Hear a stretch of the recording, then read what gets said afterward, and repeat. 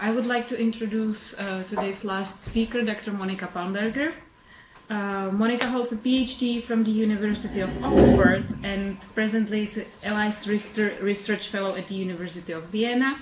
And she's also a research fellow at the Interculturalism, Migration and Minorities Research Center at the University of Leuven in Netherlands. Her main research interests are memory, migration, especially forced migration, transnational aging, care, and digital media. And she's the author of, among a lot of other things, 3 books. One of them, How Generations Remember Conflicting Histories and Shared Memories in Post-War Bosnia and Herzegovina. That's from 2016. Care Across Distance, Ethnographic Exploration of Aging and Migration from 2018. And Memories on the Move, Experiencing Mobility, Rethinking the Past from 2016. And I believe she will talk a little bit about her current research project in her presentation. So please, the floor is yours. Yeah, thank you very much for the introduction, and thank you very much, Petra and Susanna, for the kind invitation. As you can see from the title, I will speak today about care as a lens into the key topics of this conference, geopolitics and transnationalism, or transnational migration. And the research I present today is located first and foremost in Austria, where I have done field work since 2011. For many decades, Austria has been a haven for refugees fleeing crisis and oppression, such as from Hungary in 1956 and Czechoslovakia in 1968, from Yugoslavia in the 1990s. By accepting around 89,000 asylum seekers in 2015, Austria became the 4th most important host country for refugees in the European Union. At the beginning, a so-called welcome culture dominated the public discourse. Gradually it weakened, ultimately resulting in the election of a conservative right-wing government in 2017 that drew on a hard anti-immigrant and anti-refugee rhetoric.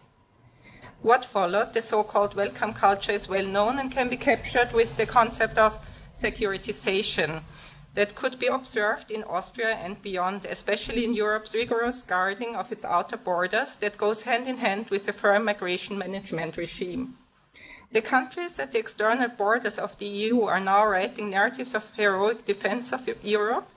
This includes Hungary, but other countries too, such as Croatia. It has been an open secret that Croatia violates EU law and human rights when sending back refugees who cross over from Bosnia and Herzegovina onto EU soil in Croatia. Europe's borders are not only secured at its peripheries, but also beyond, as the EU-Turkey refugee agreement shows. Thereby, humanitarian discourses have yielded to those of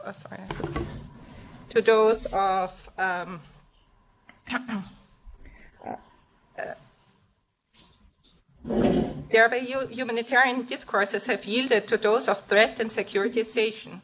This led to rather cynical calls to end sea rescue missions in the Mediterranean Sea, because the chance of getting saved from drowning would encourage migrants to attempt crossing the sea in the first place.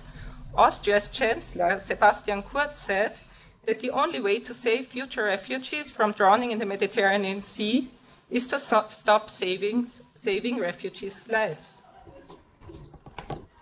This hawkish discourse has dominated Austria's domestic policy during the period of the conservative right-wing government.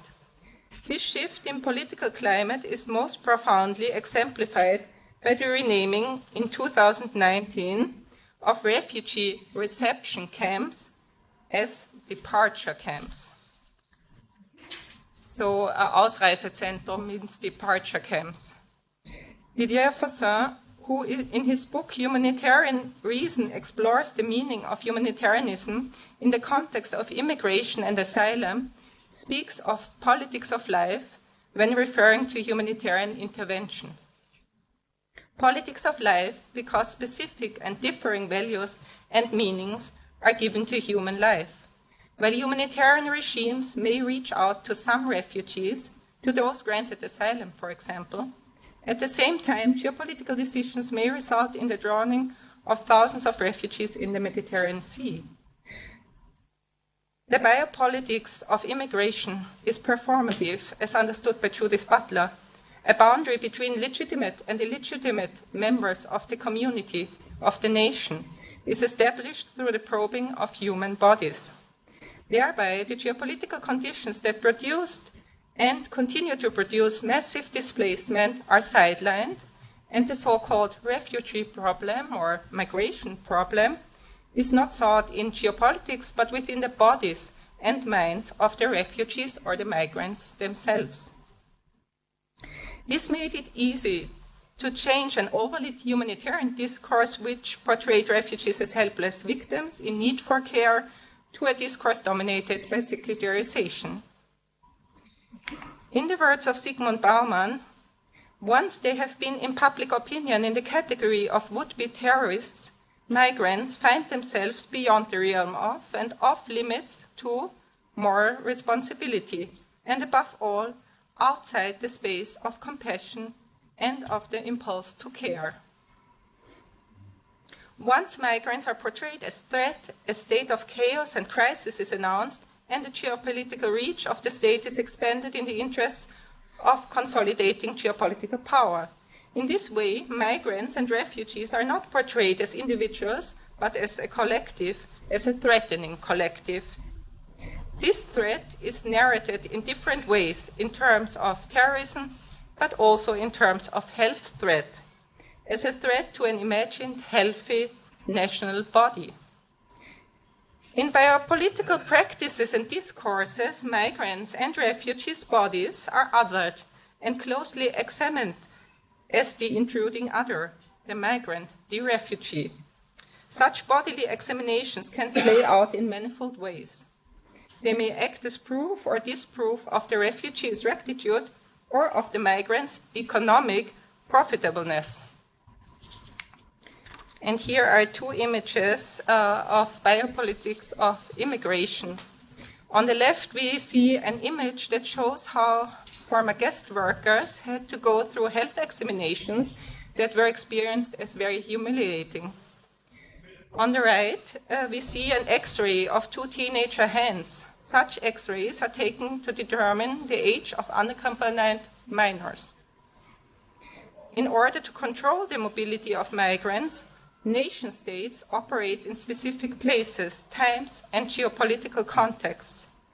This means that broader geopolitical relations structure migrants' mobility. However, migrants who navigate this geopolitical terrain are also authors and agents of these narratives. As a social anthropologist, I am particularly interested in these narratives. Holmes and Castaneda state, and I quote, "Anthropology can establish important links between human experience and macro-political economic structures, contextualizing both in historical perspective and challenging the marking of people through tropes of deservingness and difference." This is also what the anthropologist Lisa Mulkey refers to when she reveals ways in which refugees are dehistorized in public discourses. In her view, it is our responsibility as social scientists to approach refugees as historical actors rather than as pure victims. In Mulkey's words, of course, refugee populations usually consist of people in urgent need who have been victimized in numerous ways.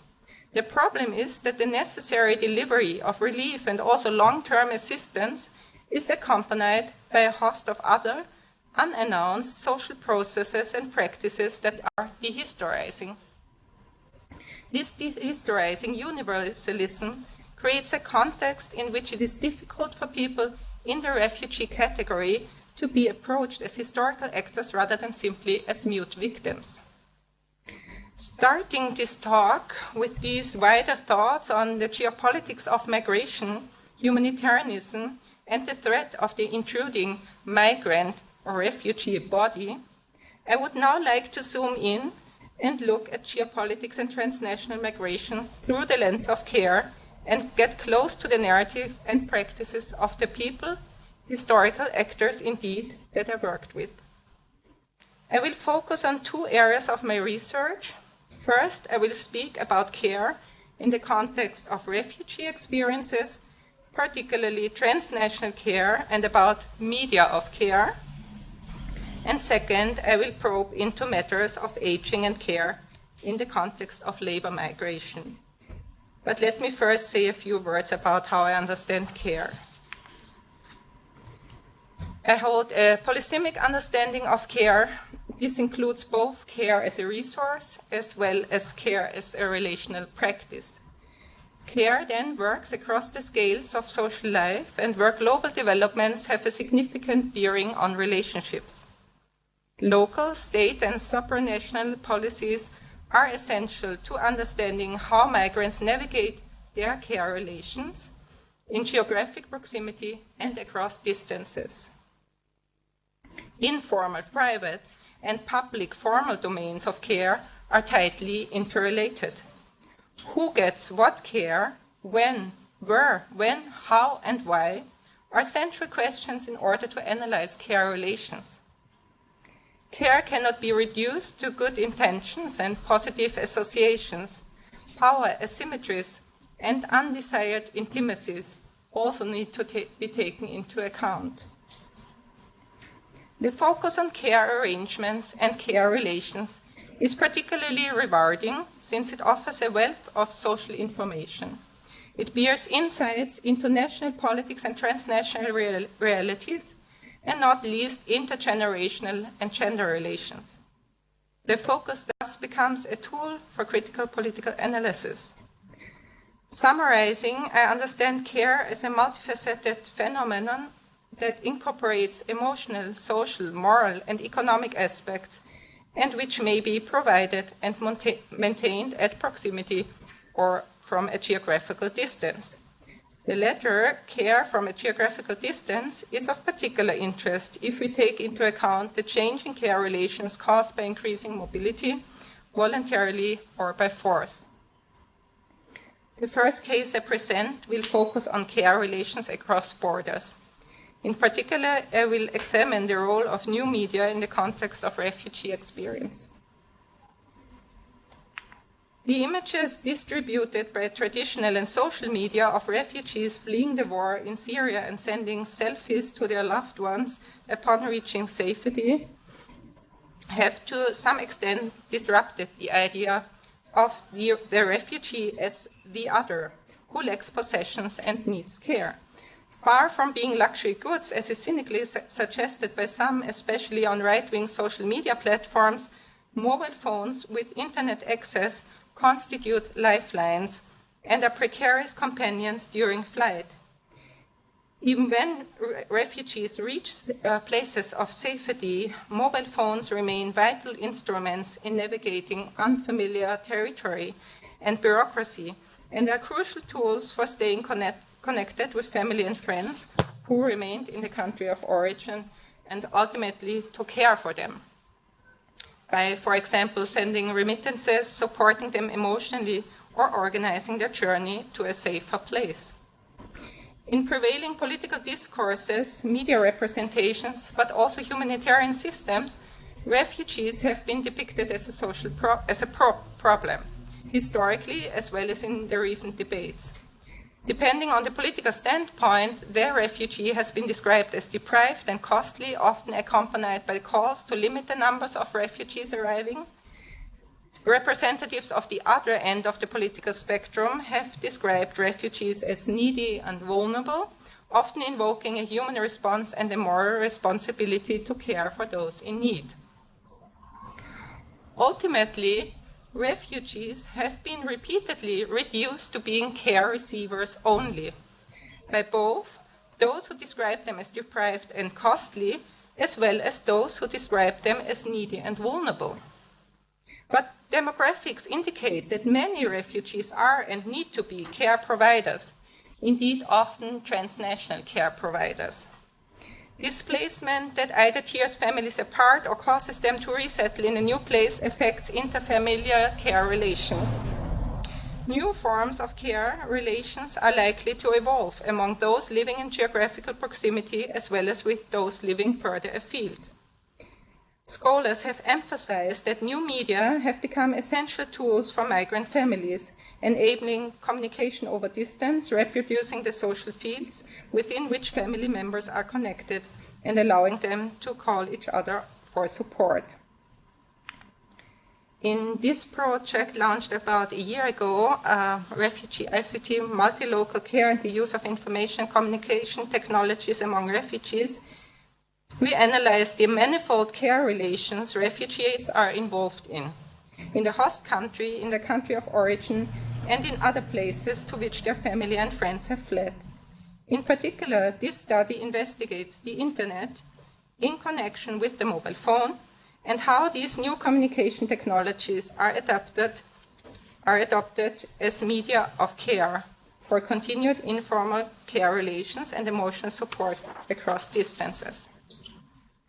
To study care in the context of flight and refugee experiences raises such central questions as: how do people maintain intimate relations not only over geographical distances, but also when separated for an unforeseen period of time in a state of extreme vulnerability? Considering the specific situation of refugees confronted with the impossibility of return, new media as the core means of doing family and of doing friendship over distances gain a specific momentum in refugees' lives. As we have shown in our edited volume, Care Across Distance, transnational and migratory settings do not diminish, but rather transform traditional caregiving relationships and practices that are based on proximity and embodied caregiving. Transnational and migratory settings are likely to generate new relations, responsibilities, and expectations. Taking on caring responsibilities across distances begins with sourcing and maintaining the appropriate tools with which to care. We speak of polymedia, referring to Mariano and Miller's work, when analyzing the multiple and parallel uses and conscious choices internet consumers make with regard to their means of communication, which implies an emotional as well as a moral dimension.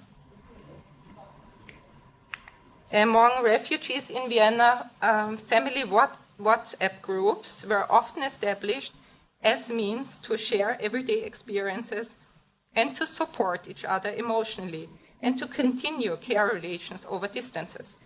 In order to learn more about these care practices, I designed a method specifically for this Refugee ICT project that I call digital diaries. These digital diaries represent a self-reporting research exercise in which participants periodically log entries describing their experiences concerning their care relations. This can be done in audio, visual, or textual form. And I always combine them also with narrative interviews and other methods. And here I would like to show you some examples from the first digital diary entries, which I did within the last month. This is one screenshot of a WhatsApp communication by a young Syrian man who I call Esad here, who came 2015 to Vienna together with his uncle. His parents are still in Syria, and his brothers and sisters are in Germany and Norway. He actually wanted to follow them, but was eventually caught by the police in Austria and was not able to move further.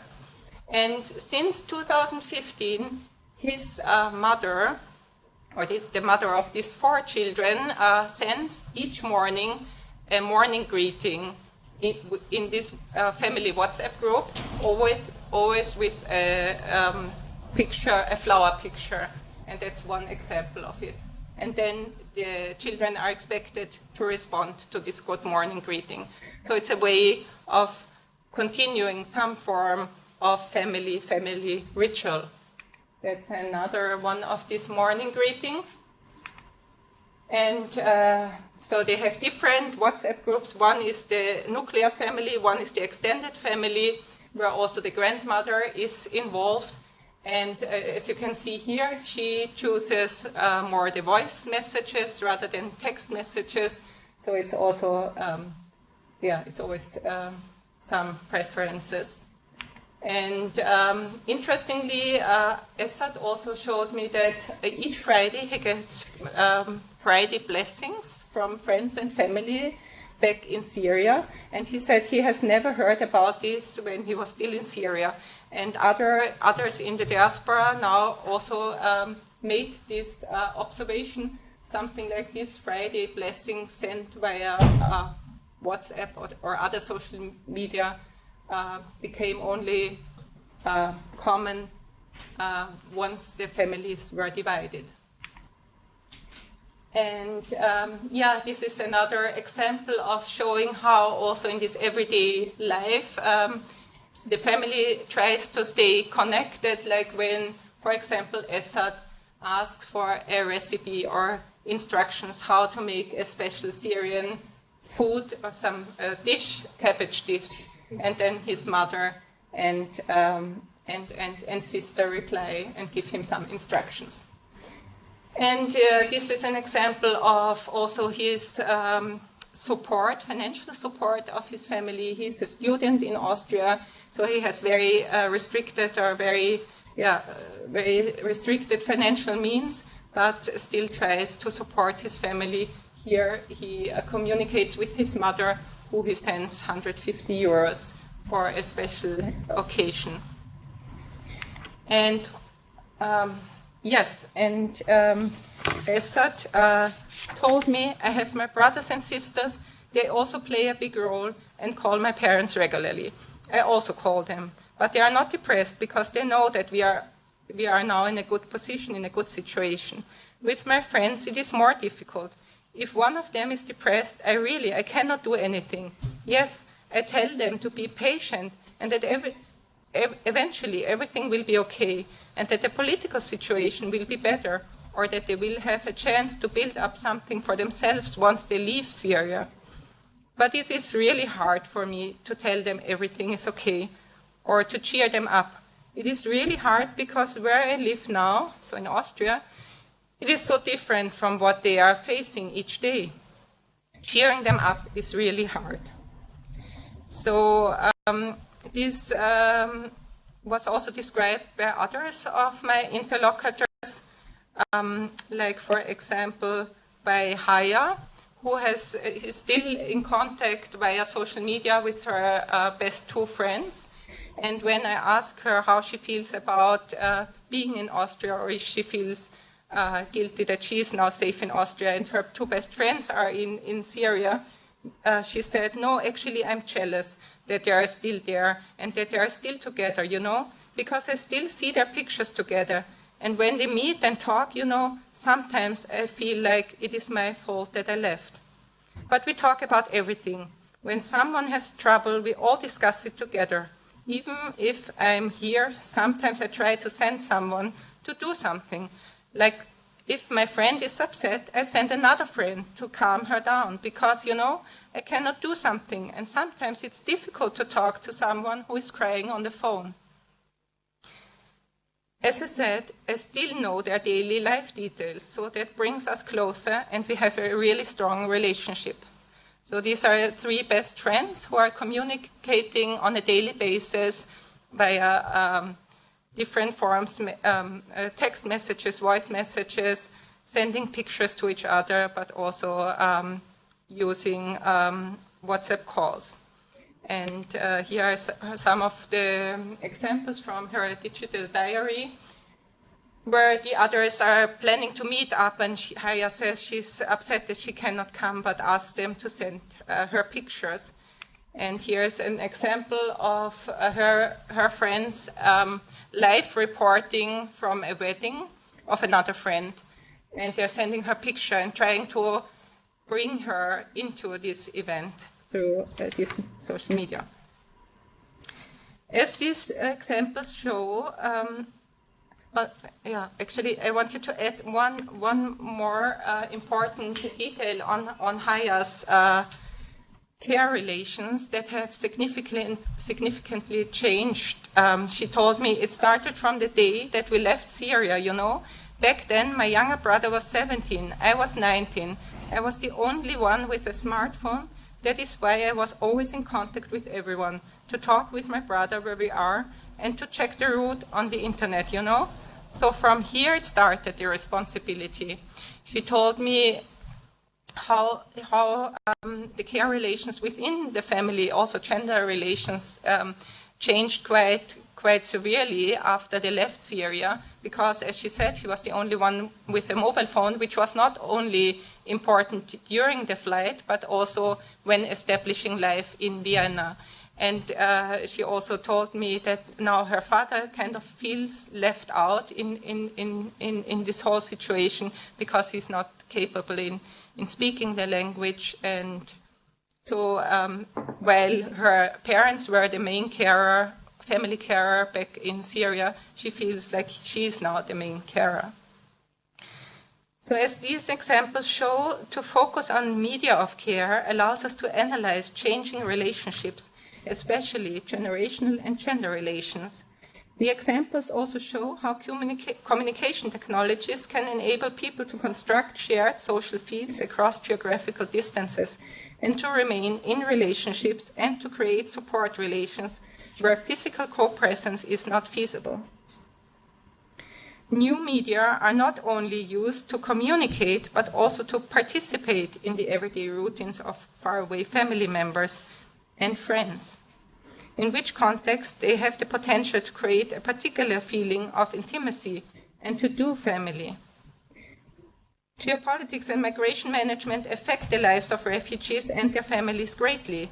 When family reunion is denied and the mobility regimes make it impossible to visit family members, what we heard today, this morning, by Eleonora Kaufmann as forced transnational families, which is even the case when extraordinary circumstances as funerals of close family members take place. And I also have the example that one woman whose father died in Syria, she felt the urge to be at his funeral, and so she made it or the relatives made it possible that she could participate via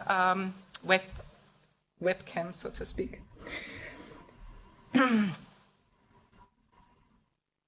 In this second part of my talk, we will now go back in history in terms of migration to Austria, namely to the arrival of so-called guest workers who came as labor migrants, mainly from Yugoslavia and former Yugoslavia and Turkey. At the time of the guest work agreements in the 1960s and 1970s, of course, communication opportunities with family members at home were much more limited. One quite popular way to communicate was actually by recording such cassettes and to send them back and forth with voice messages, but also with songs. And even though this would be an interesting topic to explore, I will not probe in media of care in the context of guest workers, but will focus on the subject of aging and care in the context of migration. Guest workers, or so-called guest workers, Gastarbeiter, in the 1960s arrived at Vienna Central Station, the same place as refugees in 2015. Both groups have memories of a welcome culture. While in the autumn of 2015 there was explicit reference to such a culture, guest workers who arrived in the 1960s remember it in the sense that they felt welcomed as much-needed laborers. Guest workers' contribution to the rebuilding and revitalizing of Austria, and specifically its capital city, Vienna, today seems to have been largely forgotten, and it has not become an inherent part of what we could call Austria's collective memory.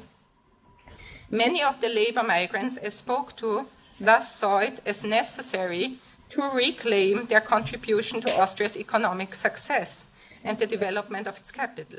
The physical contribution to Vienna city's landscape was primarily stressed by men, who also often worked at construction sites, but also by some women I talked to, as apparent in this interview excerpt.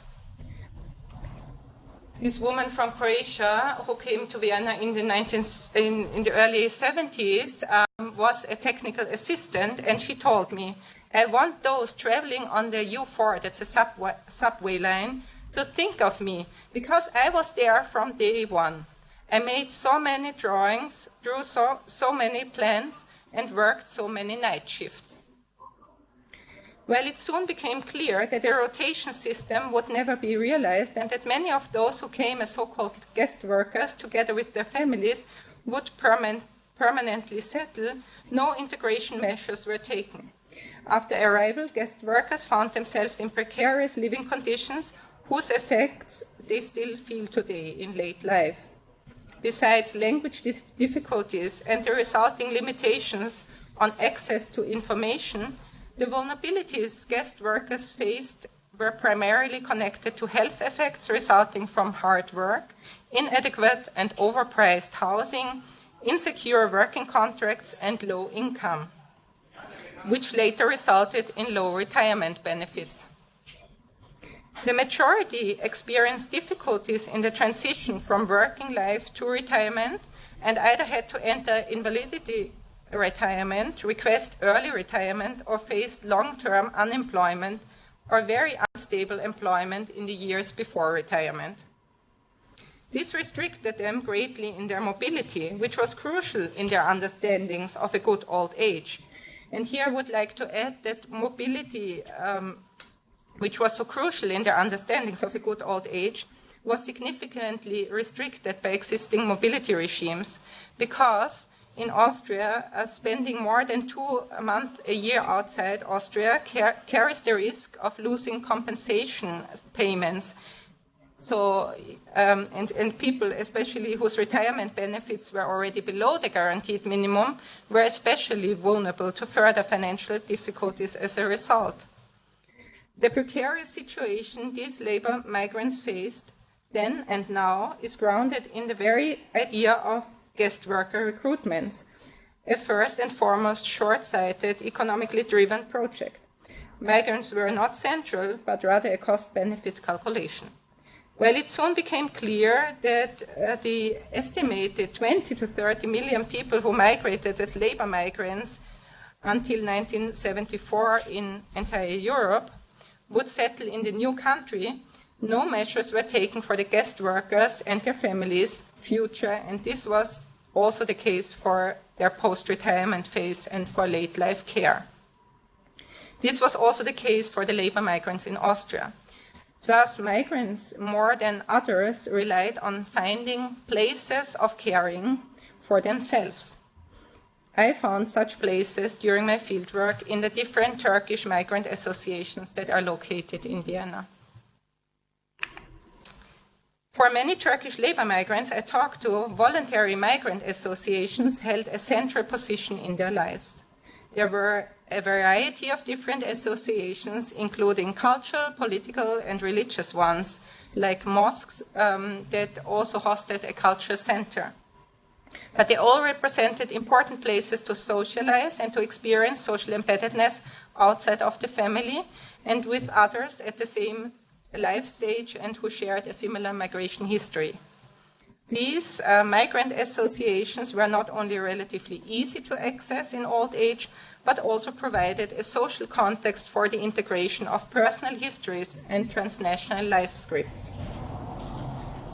The community around such associations was crucial for my interlocutors' well-being, as intimate and friendly, even family-like places, and as some were, they could seek advice and help if needed. The importance of these associations increased even further with retirement and in the phase when children eventually left the parental home.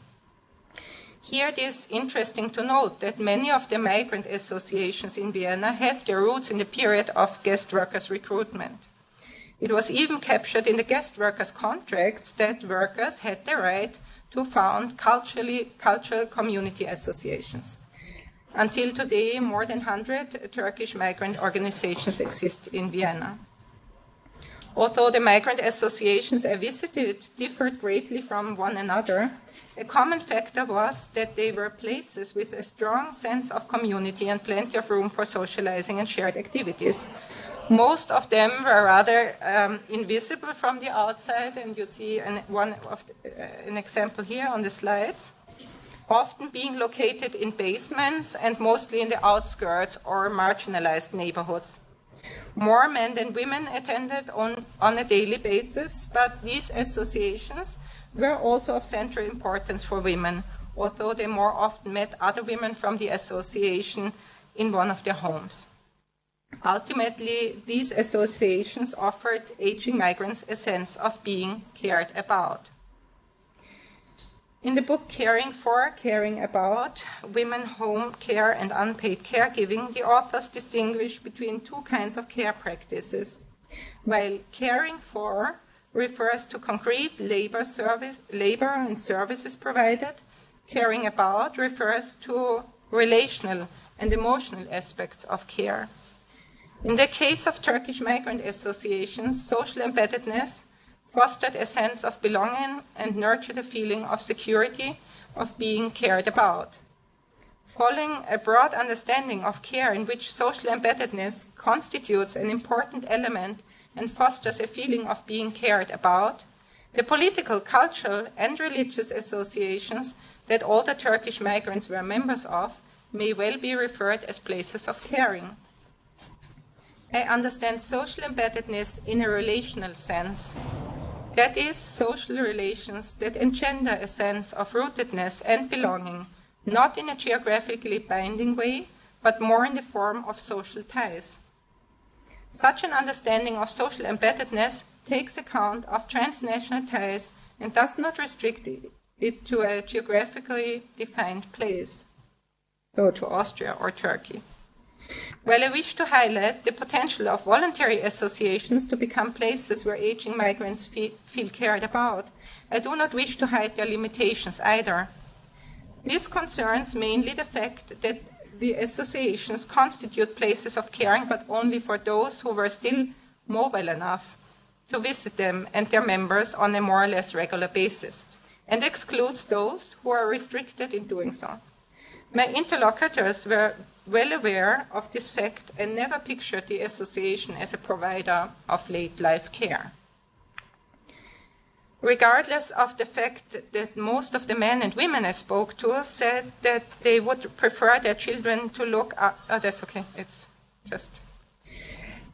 to look after them when they needed it, they also articulated the wish of institutionalized elder care that would cater to their particular needs and desires. However, approaching an old people's home in Vienna seemed unthinkable to them. They raised language difficulties as an issue when considering such homes, but in many cases they also mentioned faith, pointing to the lack of prayer rooms. Halal food was also an important topic. In order to understand these reservations, I suggest taking a closer look at the relation aging labor migrants hold with the state. When it comes to questions of care, it becomes clear that this relation is ambivalent. I should mention here that many people I talked to could not describe where their negative attitudes came from. And they admitted that they had never been to an old people's home in Austria, nor did they know anyone who had visited one and who could share their impressions. But many I talked to had previously been hospitalized, and they shared their experiences of discrimination in these institutionalized settings with me. They also felt disadvantaged more broadly in relation to Austria's social security system, including pensions, care in late life, and health matters. On a more general level, I would even say that many felt dispossessed, for example, as when they set their personal past in Austria in stark contrast to their present life. While they had been welcomed as valuable labor migrants when they first came to Austria, with increasing age, they experienced more and more discrimination, not only in the workplace. At the end of their careers and after retiring, they sensed that they were increasingly seen chiefly as Ausländer, so as strangers, and they felt that it was no longer appreciated that they had worked hard and also paid taxes, thereby contributing to Austria's economic success. It is generally assumed that migrants' ethnic compensation strategies lie in the well-functioning support network of the extended family, including in late life. However, as different authors have shown, older people's family relations differ less between migrants and non-migrants than it is often assumed. Just as family support networks among migrants are exaggerated, family support networks among non-migrants are underplayed. Such a picture of family solidarity first and foremost provides policymakers with a good excuse to delay far-reaching reforms that would eventually reduce institutionalized forms of discrimination, particularly in regard to late-life care. Let me summarize this part of the presentation on aging and care in the context of migration by returning to the valued sense of social embeddedness in the migrants' associations. There was a clear desire to spend late life among people with a similar migration background with shared political ideas or shared faith. By articulating the wish for a Turkish old people's home, the desire for social embeddedness within a community, as experienced also in the voluntary associations, was voiced. This supports the argument that social embeddedness is an essential basis for the experience of feeling cared about, and this needs to be accounted for in debates on late life care in the context of migration and transnational life concepts. In general, aging and care have enjoyed significant public visibility in the last few decades, but migrants have scarcely been included or even represented in these public debates. That is also true in Austria, where migrants are, if at all, primarily discussed as a resource in providing care for the Austrian elderly. This is astonishing, especially when we consider that in Vienna almost every third person 50 years and older is a first-generation migrant. Scholarly work on older migrants has primarily focused on the cumulative vulnerabilities that older migrants face. This includes the double jeopardy theory, which describes older migrants as a particularly vulnerable group because of their age and their migration background. The sole focus on vulnerabilities, however, carries the risk that older migrants are perceived primarily as a social problem, similar to refugees when they are seen primarily as victims and care receivers. What my research shows is that we have to broaden our understanding of care in order to better capture transnational realities. In the case of aging and migration, I have shown how feelings of being cared about are closely related to feelings of social embeddedness. Thus, the community aspect of care needs to be taken seriously also or specifically in transnational settings. In the case of care relations among Austria's refugees, findings show that transnational care is closely interlinked with new information and communication media.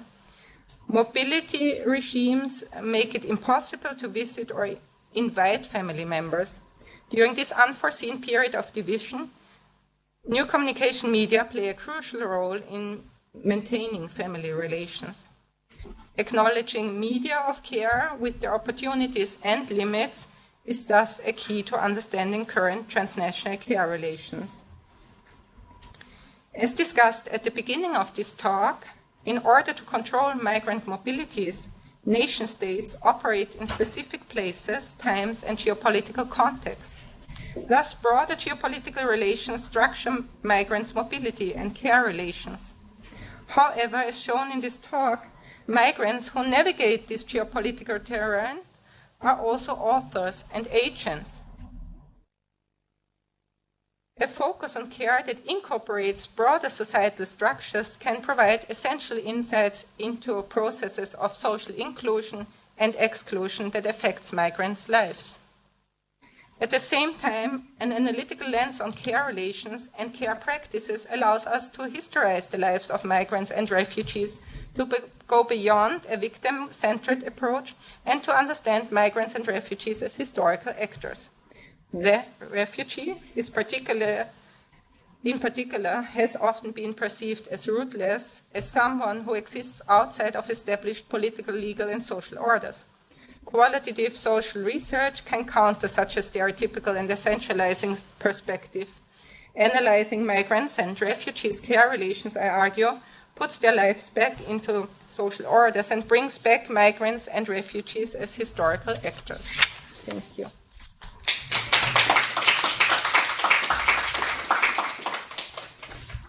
Thank you very much, Monika. We only have, I guess, about 10-15 minutes now, so I will try to be really quick and only address a few issues or just really a few comments on what you said. First of all, being a social anthropologist myself, I'm really glad that someone brought the ethnographic perspective into the discussion about geopolitics of migration. I think it's much needed. Just a comment on the first part of your talk when you basically sum up let's say, the conversion of the humanitarian framing to the security framing. And I think this is definitely something we've seen not only happening in Austria, but all over Europe, definitely in Czech Republic, if there ever was a humanitarian framing. There was maybe no framing at all at the beginning. I was just thinking that it connects really nicely to the talks that we heard in the morning, and when we were discussing the distinction between labor migrants or so-called economic migrants, which is a term we are trying to avoid, and refugees. And you were talking about agency of the migrants, refugees, people on the move themselves. So just think this is what it all comes back to, that the distinction between refugees and labor migrants in the end is about what kind of agency and how much agency are we able to actually ascribe or acknowledge in them. So I just wanted to connect what you said to our previous discussion, and I think very important notion in this distinction and in this discourse about who is a refugee, who is a labor or perhaps economic migrants is some kind of meritocratic approach or a notion of deservingness, so who deserves to be a refugee. And as you rightly pointed out, we tend to see refugees as opposed to, let's say, economic or labor migrants as people who are only victims, so who basically lack agency, and we are basically refusing to let them either care about themselves or even provide care for someone else. And you rightly showed that this is exactly what they're doing. About the second part of your talk, I think it's really, really important and very interesting to research the use of new communication tools such as social media, the internet, smartphones in general. I just wanted to add an observation from my own research, because since 2015 I've been going to the so-called Balkan route and working very closely with the volunteers who are trying to work in the refugee camps there. I just came back from Bosnia last week, where I talked with volunteers who are trying to establish a community center for refugees there. And the most important thing when they were discussing, so what do we need to do, was provide a safe space, and there needs to be Wi-Fi, and there needs to be a place where they can actually charge their phones. And it actually turns out from all my observations on providing like immediate humanitarian help to the refugees on the Balkan route, that providing a space to charge phone and being connected to the internet is basically the first response, is as important as providing food and shelter, for example.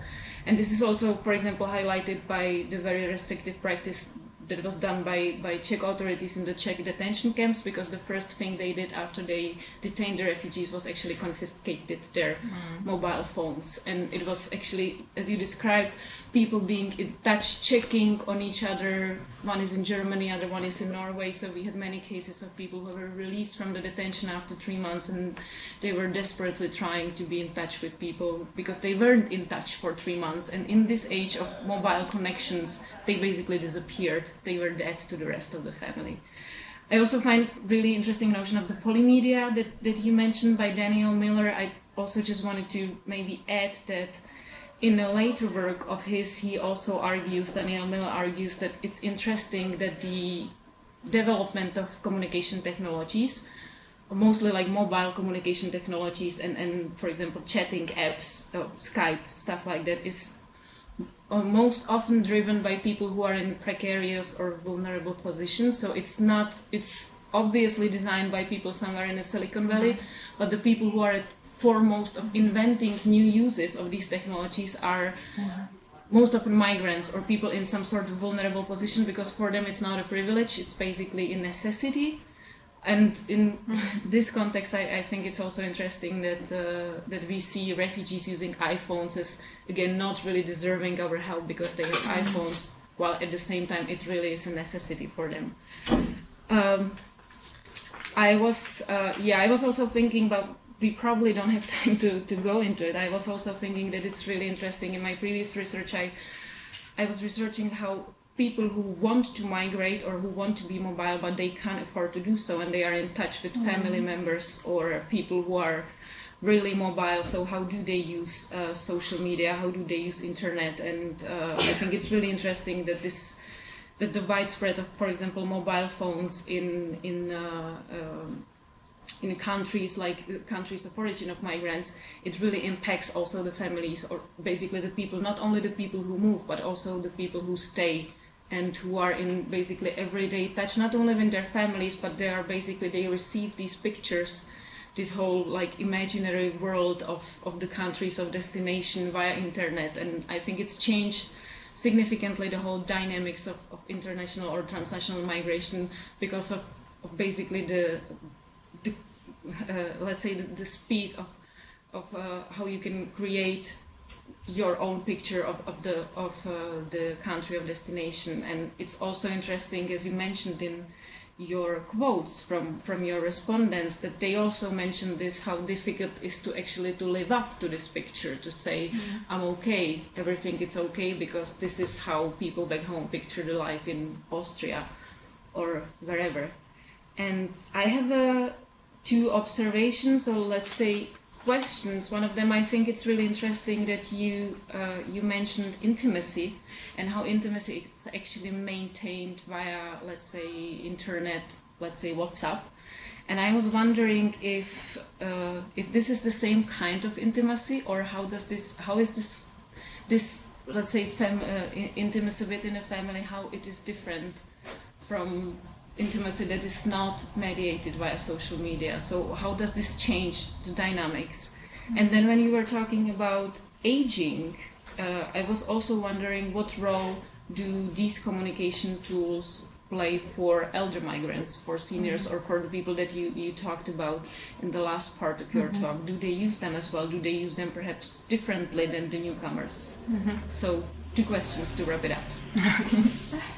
Thank you very much. So far, I didn't even know that you are doing your research in Bosnia, which I find really interesting, and I want to hear more, because actually in a bigger research proposal, which is now under review, I want to expand this research to include Sweden and Bosnia and Herzegovina. And I have now a student, also I have to put you in contact with her, doing research in Bosnia, in just at the border between Bosnia and Croatia, in Bihać, where she does research in a refugee camp, which is still very informal, which is called the Jungle. And she's focusing actually also on on questions concerning the mobile phone.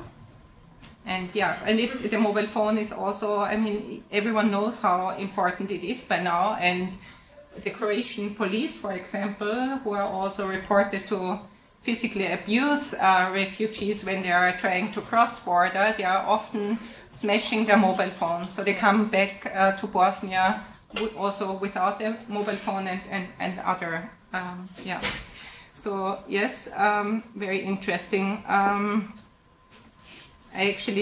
would like to respond to many things you said, but I want also to hear your questions about intimacy. I think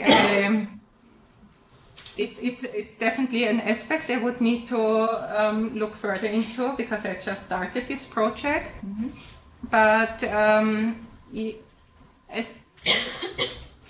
I would like to draw out these also the limitations and or the differences, so to speak, about also bodily and sensual aspects of intimacy that is different. So far, I think it was interesting because I often try to challenge my interlocutors and ask them, but isn't it also really tiresome if you only need to communicate via social media for 5 years now, and they often, but they did never engage in this debate because they said that's the only thing we have and it's the best we have and they are so grateful that we have it. So far I heard only some stories of these limitations, which were, for example, interesting. Haya, who I introduced here quickly, she said, for example, once she got so sick of using emojis and she stopped. And then her friends asked her, "What's wrong with you? Are you upset? What happened to you?" And she realized they are crucial in order to get your message across. There's no way for her to just communicate. Yes. So this is one way maybe, and but yes, I think sometimes refugees I talk to also cut their social media practices quite severely, like they shut down their Facebook sites and so on. Sometimes if they feel they get too involved, especially of the war that's going on. So if they felt like they're getting too much negative information via social media, then they shut it down. That's not exactly about intimacy, but I think that's something I would like to look into more. About aging labor migrants, that was not my focus. I cannot really edit, but of course I have a lot of impressions. I think that really differed, like it generally differs among also the elderly population, among non-migrants. Some use it more and some less, but there were some, like for example, this woman from Croatia who worked for the U4 subway line. She actually is very busy on the different social media platforms, and she actually says that she has more information about her hometown Rijeka than her friends in Rijeka, and they rely on her to give her the information what to do in the evening and so on. So I think there are also, some of them are really busy. Mm-hmm. So, okay, one question. Zuzka, can we have one question? We are really running out of time, so does anyone else? I see Petra, does anyone else have a... Okay, so it's just one question. Yeah, please go ahead. Thanks very much for your lecture. It was really inspiring for me as well, since we are working on similar issues, at least aging issues. Just WhatsApp, it reminds me now why all the demonstrations in Lebanon started. It's called WhatsApp Revolution, because the Lebanese government wanted to put taxes on WhatsApp. And since Lebanon is really a diasporic country, like more people live in diaspora, it was a part of the phenomena they're trying to somehow fight for. But WhatsApp, even now they're making certain kind of songs and they're putting it on media, glorifying WhatsApp as something that they need for social cohesion. Because, as I mentioned, a part of the population, the huge part, even more people in diaspora abroad. So this is really interesting how the WhatsApp has really became to be such a political problem or phenomena. For example, now in these days in Lebanon. And the second thing about the transnational or care for aging migrants, I'm just wondering, because what I know from my fieldwork here with those who are trying to reunify with their family members from Bosnia, I mean, people with refugee experience from former Yugoslavia, and also what I heard on some panels on aging and migration. I'm just wondering, because some of those people, they're putting so much pressure on their family members in order to give up care in their private homes. So they want to, for them, the value of institutional care is not perceived as the same as perhaps for the major society. I'm not saying it's a different within the Czech society. We have also this. I'm now developing one book chapter that I mentioned too. It's called Gender of Guilt. You feel guilty to put your elderly person in certain facilities. And what I know from the research from Austria, from Vienna, that also, especially in Turkish households, this is such a pressure on female daughters mostly, female members of the families, that they have to quit their jobs and really to give intensive care in the household for the elderly members. Yeah, so there is such a stigma inside of the community. So I'm just wondering if have you observed this? Because I know it from the research in, particularly in the city of Vienna, on the group of Turkish migrants. I know that you are dealing with this phenomena on a political level as well. Yes. I'm sure it exists, and here we are back what Stefan said before with the qualitative research. I cannot speak representative of the Turkish community. But I think actually, first of all, the people I worked with were often still care providers. They were the elderly, but they were still active. So they were actually looking after grandchildren and so on. They saw themselves more as care providers than care receivers. But I reflected with them, or tried to ask them also how they perceive, how they perceive or how they picture their late life in case they have need for care. And actually, many of them were very reflective, and I don't know exactly how it then plays out in the end, and also among the daughters or daughters-in-laws, but many of them were generally open to think about, and even some raised this issue of establishing a Turkish older people's home. They were just not thinking that they could fit into a regular older people's home in Vienna, but they had this wish also for a Turkish older people's home. And so they quite reflected. They said, you never know. And I think this was interesting because often this family care is perceived as warm care, institutional care as cold care, and they were reflecting about it and said, you never know, your daughter or daughter-in-law can treat you really ugly. On the other hand, the nurse in the institutionalized older people's home can be very nice to you. So it was not a black and white issue only. Yeah. And they knew, and I think maybe, I think the ones you are referring to were those who are already now maybe older, yes. And those who I was talking to, they also realized that their daughters are now in working life. And they wanted to support it. Of course, we don't know exactly how it will then play out, but they were actually looking for other alternatives. Yeah, because in Copenhagen, in fact, now they're establishing City Municipal's Point, a new project for aging migrants, but not just for aging migrants. They call it multicultural senior facility.